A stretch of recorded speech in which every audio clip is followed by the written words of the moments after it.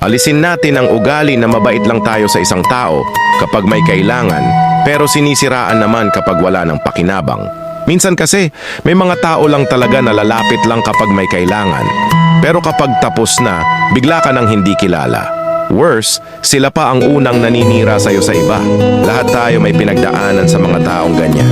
Yung tipong tinulungan mo na, pero sa huli ikaw pa ang sinaktan. Nakakapagod, pero aral na lang talaga para sa susunod.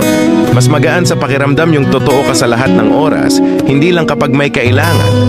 Masarap sa puso yung wala kang tinatapakang tao, kahit anong estado pa nila sa buhay. Kasi sa dulo, respeto pa rin ang binabalik ng mundo. Walang masama tumulong.